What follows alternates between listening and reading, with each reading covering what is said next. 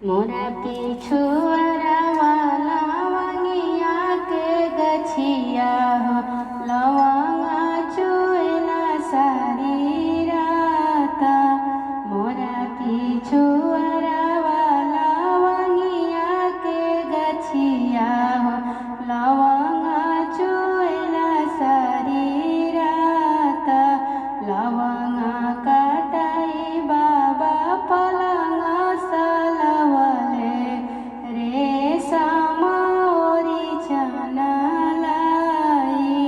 पलंगा लवंगा काटाई बाबा पलंगा सलवले रेशम ओरी चना लाई। ताही पलंगे सुतेले दुल्हा कवन दुल्हा जवरे कवन सुहबा साथ। आगुर घुसका ससुर जी के धियावा हो मोरा पीठी गरमी बहुत।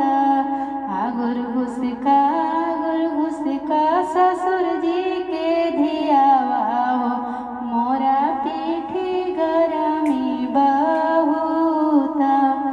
आखी जाती लिहली सुहावा पियरी चुनरिया हो रहिया चलेली झटा झरा।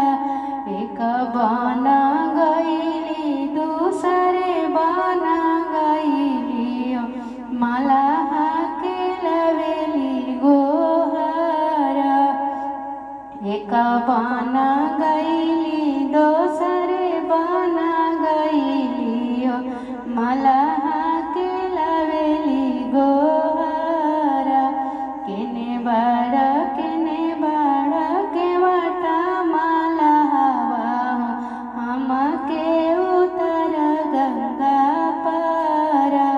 आज किरत सुहावा रही जे बीताव बिहाने उतर भी गंगा पारा।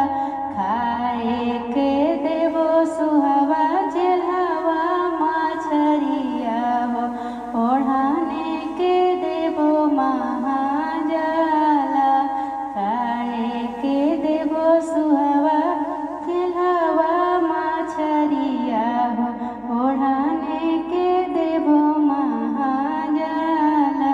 लेही के सुतबो सुहावा उहे करुअरिया हो जहाँ बहे सीतली बेयार। आग लगाओ मलाहा तोहरे करुअरिया हो बजार परहु महाजाला। अपना स्वामी खाती जोगिनी हईबो नहीं रहबे मलाहा तोहरा। अपना स्वामी